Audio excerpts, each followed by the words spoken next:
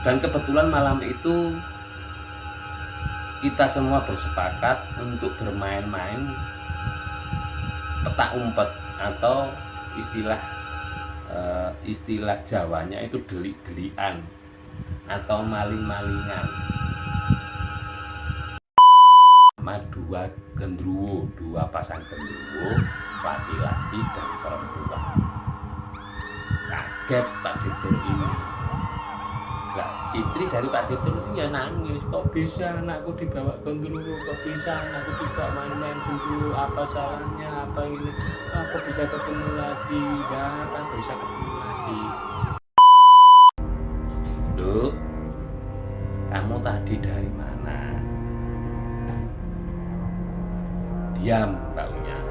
Akhirnya Mbak U menjawab setelah dari diam, mengingat-ingat. Akhirnya Mbak U ini menjawab, Mbak, tadi saya diajak jalan-jalan sama laki-laki dan perempuan suami istri. Diajak jalan-jalan kemana, Nduk? Kata Mbak Truno. Mbak U menjawab, saya diajak naik helikopter, Mbak. Kakak saya bercerita bahwasanya mata gondoruwo ini sebesar segini, lepek itu tempat minum kopi, tatakan kopi yang warnanya putih atau bening, itu namanya lepek. Itu pas saya segitu matanya, itu merah dan rambutnya itu panjang gimbal, bajunya compang camping, entah hitam entah putih, compang camping.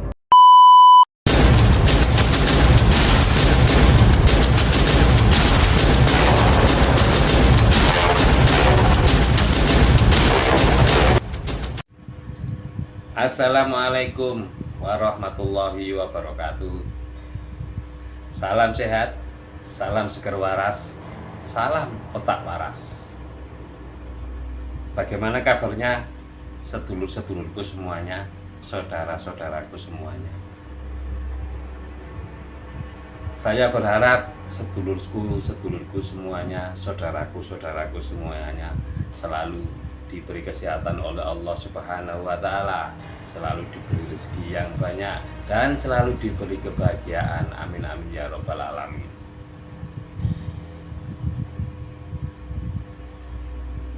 Untuk video kali ini agak melenceng sedikit. Kalau kemarin kan saya menceritakan tentang sejarah perjuangan para pahlawan nasional yang ada di Indonesia. Kali ini saya akan menceritakan sebuah kisah nyata, sebuah kisah misteri yang nyata di era tahun 80-an. Ya, kemungkinan bisa jadi tahun 83 atau 84, 85 sampai dengan 87. Yang saya ingat kemungkinan itu sebelum tahun 90. Sebuah kisah misteri, kisah nyata misteri yang terjadi di kampung saya pada zaman dulu. Baik, langsung saja kita mulai. Cerita ini terjadi di kisaran tahun 1980-an di sebuah kabupaten di Tuban, di sebuah kecamatan Widang, di Kelurahan Widang, di sebuah perdukuhan MDG.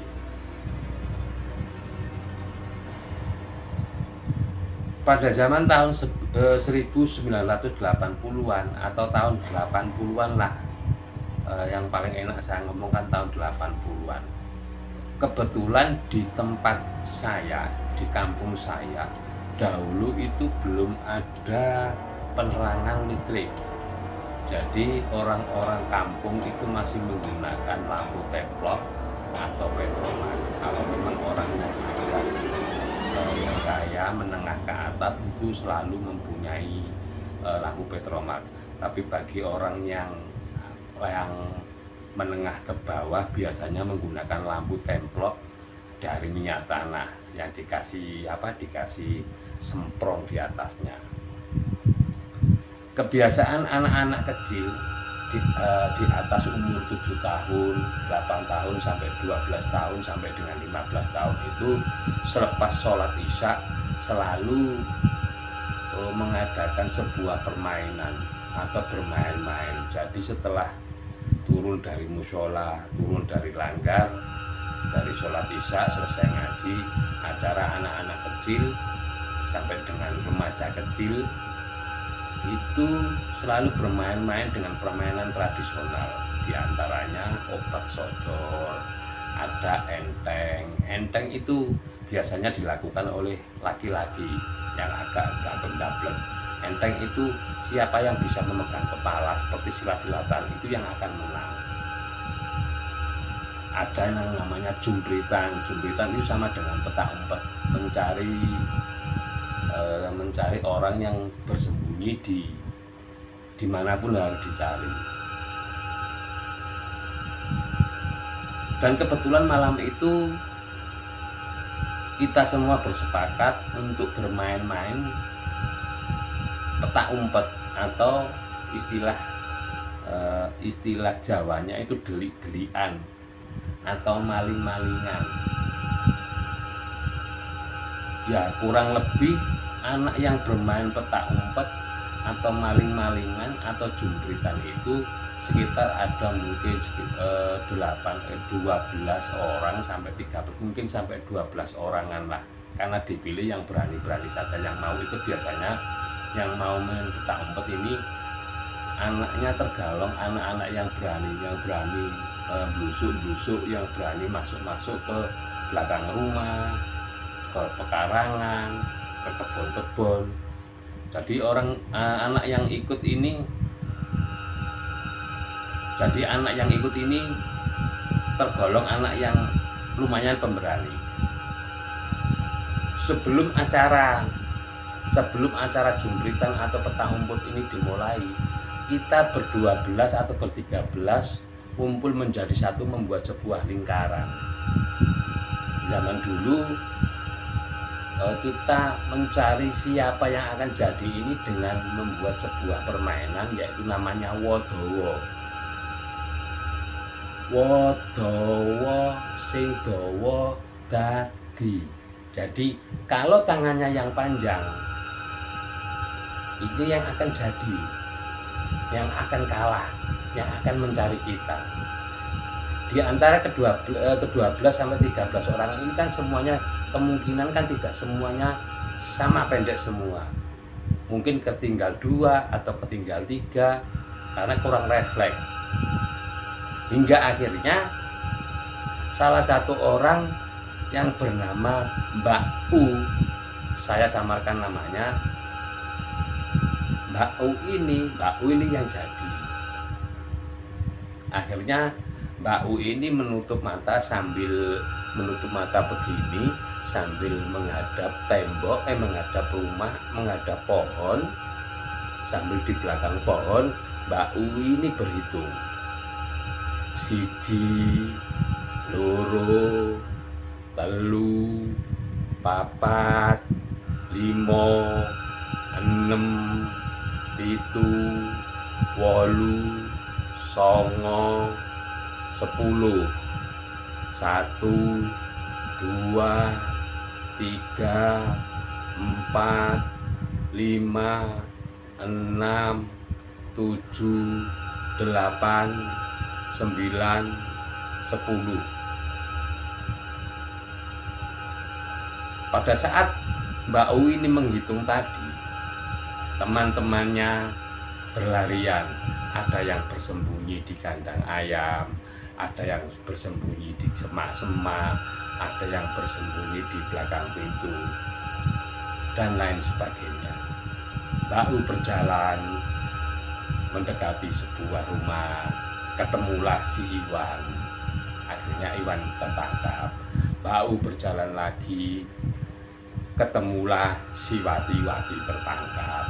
Mbak U berjalan lagi, ketemulah si Siti tertangkap.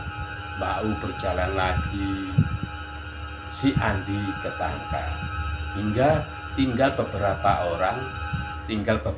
anak Mbak U ini berjalan mencari di sebuah kebun. Kalau nggak salah pada saat itu tinggal 2 atau 3 yang memang terkenal. Yang 3 orang ini 3 anak ini memang anak-anak sangat pemberani. Akhirnya Mbak U berjalan di sebuah kebun. Kebun itu memang terkenal dengan angker, terkenal dengan wingit. Pada saat kita malam saja, waktu itu saya masih anak-anak saja, kalau melewati kebun itu di pinggir jalan raya, saya harus lari kenceng untuk bisa sampai antara ujung kebun ke ujung kebun. Padahal itu di jalan raya. Ya maklum waktu itu memang belum ada aliran listrik yang masuk ke kampung kami. Hingga pada akhirnya selang beberapa lama Mbak U ini tidak kembali ke base camp awal, ke tempat pekarangan rumah awal tadi. Yang tiga anak yang dicari ini sudah kembali karena mungkin tidak betah lah, terlalu lama dicari-cari sama Mbak U. Tidak ketemu, akhirnya kembali. Mungkin bisa jadi dimakan nyamuk, mungkin bisa jadi karena takut, akhirnya kembali ke pekarangan tadi mencari Mbak U. Padahal Mbak U ini belum kembali. Akhirnya kita semua sepakat untuk mencari Mbak U ini tadi. Akhirnya kita dari belakang rumah satu ke satunya, dari kebun satu ke satunya, hingga di kebun yang angker ini, ya, kebun yang angker ini kebetulan kebunnya orang yang bernama Mbah Niti. Nah, Mbah Niti ini terkenal dengan kalau siang aja ketemu anak-anak lewat itu pasti ditakut-takutin seperti itu, kalau tidak digini-ginikan. Lah anak kecil itu selalu nangis kalau lihat Mbak Niti ini. Setelah 10 menit, 15 menit, 20 menit kita mencari Mbak U tidak ketemu. Akhirnya kita samperlah bersama-sama ke rumahnya Mbak U tadi. Kita bertanya kepada ibu bapak Mbak U. Ada yang memanggil Mbah, ada yang memanggil Pak D, ada yang memanggil Pak Lid. Tapi rata-rata dari anak-anak ini memanggilnya itu Pak D. Namanya Pak D Tur. Dan budenya istri Pak D Tur ini bernama almarhum Mbah Tin. Pak D Tur, Mbak U-nya sudah pulang. Pak D Tur jawab, belum lah wong dolanan karo kowe kabeh ngono lho. Belum, lah wong dolanan sama kamu semua kok tanya kita. Belum pulang. Akhirnya kita kembali kesepakat mencari Mbak U lagi. Sampai dengan jam 9, setengah 10, akhirnya kita sepakat untuk pulang. Setelah mencari itu kita sepakat untuk pulang masing-masing. Sampai dengan jam 9 atau jam setengah 10 atau jam 10-an lah kemungkinan pada saat itu kita mencari Mbak U ini tidak ketemu. Itu kembali lagi ke rumahnya Pak Ditur. Kita menanyakan ke Pak Ditur. Ya Pak Ditur kaget melihat anaknya jam segini kok belum pulang, karena memang zaman dulu itu jam 9 atau jam 10 malam itu sudah malam banget, gelap banget, karena tidak adanya penerangan sama sekali. Ya, akhirnya Pak Ditur ini mengambil sebuah senter, ikut nyari anaknya ini tadi. Setelah dalam pencarian dengan Pak Ditur, setelah setengah dari jam 9 atau jam 10 tadi, kemungkinan sampai dengan jam setengah 11, setengah jam tidak ketemu. Akhirnya Pak Ditur ini mengambil sebuah inisiatif untuk meminta tolong kepada orang ngerti atau orang pinter lah, orang yang bisa berinteraksi dengan makhluk-makhluk halus, orang yang bisa melihat makhluk-makhluk halus ini tadi. Namanya Mbak Bruno. Kebetulan rumahnya cuma selisih gang belakangnya. Pak Ditur ini dibantu oleh beberapa warga, satu atau dua warga yang ikut ke rumahnya Mbak Bruno. Masuklah Pak Direktur ke rumahnya Mbah Truno dan ngomong sama Mbah Truno bahwasanya anaknya sampai dengan jam sekarang ini belum kembali. Karena Mbah Truno ini orang yang bisa melihat alam gaib, orang yang bisa tahu tentang hal-hal gaib. Mbah Truno cuma manggut-manggut gini saja sambil berkomat kamit, sambil membaca mantra-mantra berkomat kamit. Akhirnya Mbah Truno bilang kepada warga, kepada Pak Direktur ini tadi yang dibantu dengan 2 orang warga. Mbah Truno bilang, "Cung, tulung kumpulno wong kampung." Saya artikan dalam bahasa Indonesia, "Cung, tolong kumpulkan orang-orang kampung. Cung, tulung kumpulno wong-wong kampung, lanang wedok, karo nggawa tampah, timba, linggis, wajan, pokok sing diduduk sing iso muni." Saya artikan dalam bahasa Indonesia, "Cung, tolong kumpulkan orang-orang kampung dengan membawa timba, dengan membawa tampah, dengan membawa nampang, dengan membawa linggis, pokoknya peralatan dapur yang bisa berbunyi." Mbah Tur bilang kepada Mbah Truno, "Enten apa Mbah? Ada apa Mbah?" Mbah Truno menjawab, "Wis tenang ae, sabaro. Dilongkas ra ketemu anakmu. Wis tenang saja, sebentar lagi ketemu anakmu." Akhirnya orang-orang kampung ini berkumpul di pinggir jalan dengan membawa peralatan-peralatan dapur tadi seperti nampan, seperti linggis, seperti pokoknya yang bisa bunyi. Akhirnya Mbah Tur ini memerintah orang kampung supaya berjalan mengelilingi pekarangan atau kebun yang terkenal dengan angker. Nah, kebun ini memang banyak pohon-pohon besarnya. Ada sawo kecil, ada pohon kajaran, dan ada beberapa pohon mangga yang lumayan besar serangkulan gini. Pohon mangga yang paling banyak di situ didominasi oleh pohon mangga jiwo. Pohon mangga jiwo di tempat saya itu identik atau terkenal dengan ada penunggunya.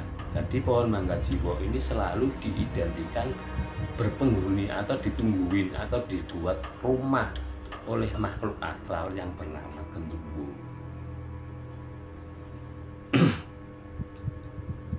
Akhirnya orang kampung ini diperintah Mbah Tur tadi, diperintah Mbah Truno untuk menabuh bunyi-bunyian seadanya ini tadi menjadi sebuah musik. Dung dung dung dung ting, dung dung dung dung preng, dung dung dung dung pring, dung dung dung dung preng, dung dung dung dung dung duk duk duk duk, berdengar sambil berputar di area kebun yang tadi ini tadi. Terus seperti itu sampai setengah jam, belum ada tanda-tanda diketemukannya Mbak U ini tadi. Mbah Truno bilang, "Lagi Cung, lagi Nduk." Mereka jalan kembali, dung dung dung dung brek, dung dung dung dung das, dung dung dung dung ting, dung dung dung dung ting. Kedua berputar tidak ketemu. Mbah Tur bertanya. Mbah Tur ini bertanya kepada Mbah Truno, "Mbah, sebenarnya ada apa? Kok kita semua disuruh menabuh bunyi-bunyian seperti ini? Ada apa sebenarnya?" Akhirnya Mbah Truno terus terang kepada Pak Direktur ini, berterus terang bahwasanya, "Cung, anakmu ini lagi diajak bermain-main sama 2 genderuwo, 2 pasang genderuwo, laki-laki dan perempuan." Kaget Pak Direktur ini. Lah, istri dari Pak Detun itu ya nangis, kok bisa anakku dibawa Gondroro, kok bisa anakku dibawa main-main dulu, apa salahnya, apa ini, apa bisa ketemu lagi, apa bisa ketemu lagi. Pak Detun jawab, bisa Nduk, sebentar lagi akan ketemu anakmu. Ayo lagi, jalan lagi ya, bunyikan lagi, dung dung dung dung dung dung dung dung dung dung dung dung ting dung dung sing, ya seperti itulah bunyian seperti itu. Hingga pada pukul sekitar hampir jam 1-an, Mbah Truno menyuruh untuk terakhir kalinya agar penabuh bunyi-bunyian ini tadi berjalan 1 kali putaran kembali. Karena Mbah Truno bilang, wes sebentar lagi pasti ketemu, sebentar lagi pasti dilepaskan sama genderuwonya. Karena apa? Genderuwonya sudah saya lihat tadi itu sudah berjoget-joget, berjingkrak-jingkrak, sudah mau meninggalkan si U ini tadi. Ayo jalan lagi ya, 1 kali putaran lagi.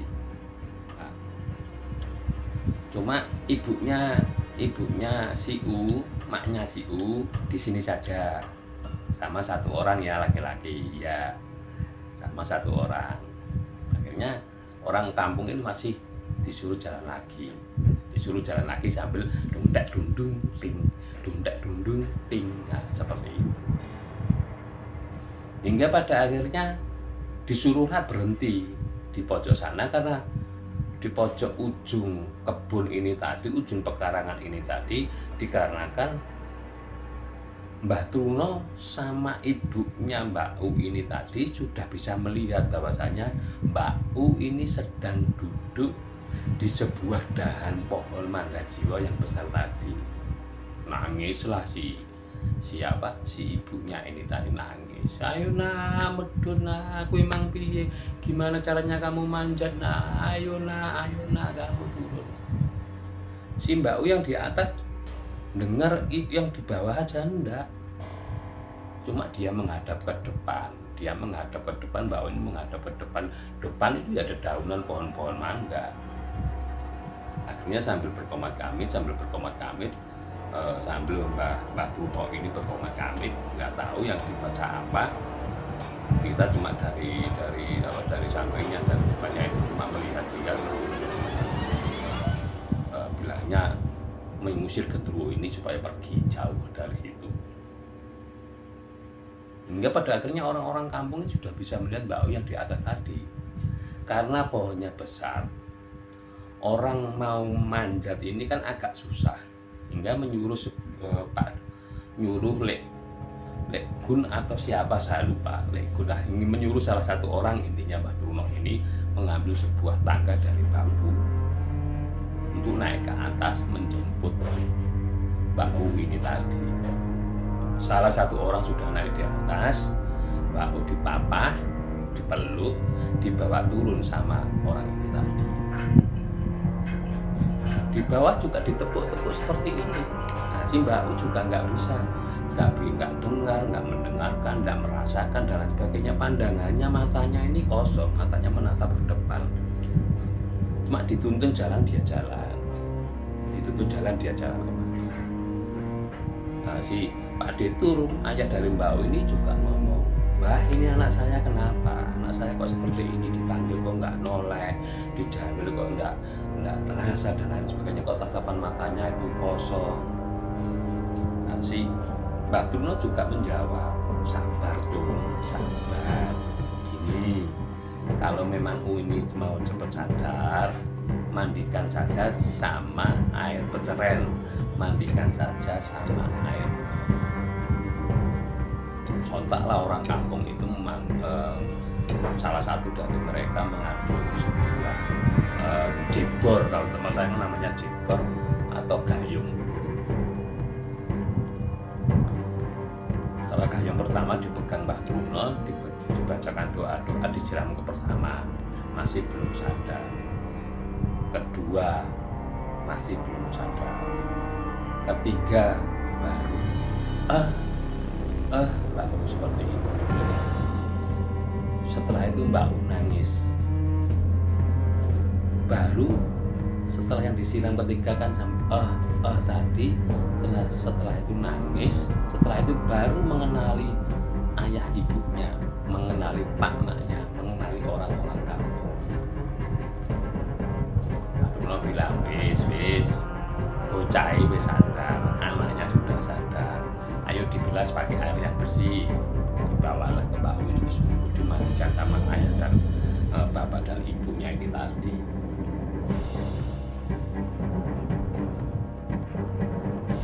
Tapi pada saat dimandikan atau pada saat turun dari pohon tadi, tangan Mbak U ini dua-duanya menggenggam, masih menggenggam, tidak tahu menggenggam apa, cuma dilepaskan memang tidak bisa.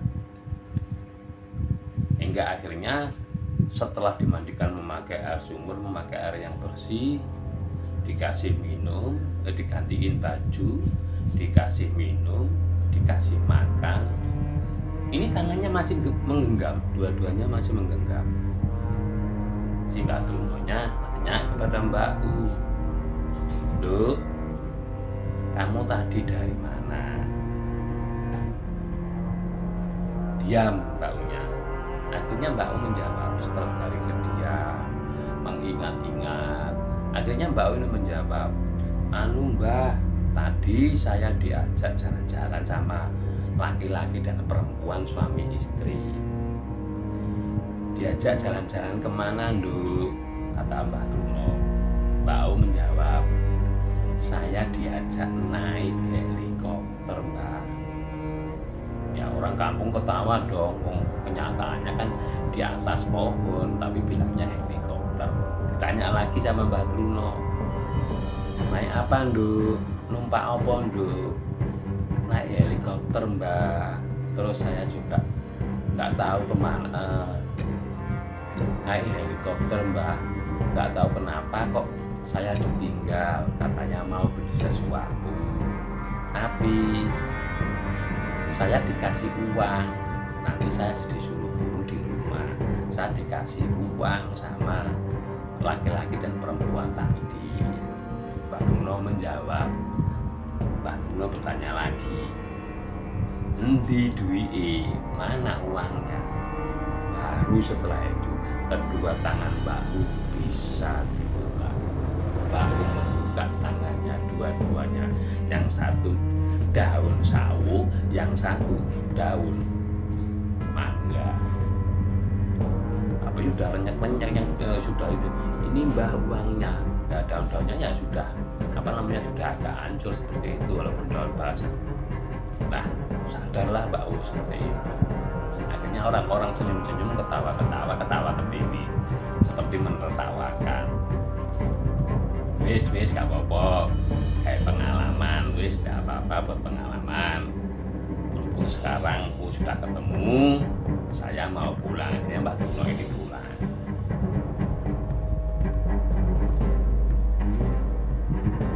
Sepeninggal Mbak Truno pulang ini ya akhirnya orang-orang, saya dan teman-teman yang lainnya bubar satu persatu. Hingga pada esok harinya menjadi sebuah cerita, menjadi sebuah lelucon, menjadi sebuah guyonan untuk anak seusia kita, anak yang lebih dewasa dari kita, menjadi sebuah lelucon dan guyonan. Dan cerita ini memang kisah nyata. Beliaunya yang Mbak U ini masih hidup sampai dengan sekarang. Cuma untuk kedua orang tua Mbak U ini sudah almarhum. Terus teman-temannya banyak yang masih hidup. Teman-teman Mbak U ini banyak yang masih hidup. Terus Mbah Trunonya juga sudah almarhum. Dan beberapa orang yang menolong, yang ikut pelotean, yang ikut melakukan bunyi-bunyian tadi ini juga ada yang sudah almarhum dan ada yang masih hidup.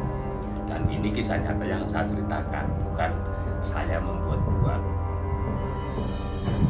Karena memang di kampung saya dulu terkenal dengan orang memelihara gondoruo. orang punya gondoruo itu banyak. Ada beberapa titik lah, bahkan bapak saya sendiri mengalami perseteruan dengan gondoruo ini pernah, dan alhamdulillahnya bisa mengalahkan gondoruo ini. Gondoruo ini bukan yang hitam, tapi gondoruo putih. Bisa mengalahkan 3 sampai 4 kemungkinan, atau sampai 5 lah. Itu kata bapak saya. Karena gondoruo ini meneror ibu saya, meneror almarhum kakak saya. Konon cerita kakak saya loh ya, yang almarhum kakak saya bercerita bahwasanya mata gondoruo ini sebesar segini, lepek itu tempat minum kopi, tatakan kopi yang warnanya putih atau bening, itu namanya lepek di tempat saya. Segitu matanya, itu merah, dan rambutnya itu panjang, gimbal, bajunya compang camping, entah hitam entah putih, compang camping. Terus baunya itu seperti ketan. Itu menurut kakak saya. Ya, itu sebuah cerita, kisah nyata. Kemungkinan di lain waktu saya akan menceritakan beberapa jenis-jenis makhluk halus atau makhluk astral yang pernah diketemui oleh bapak saya.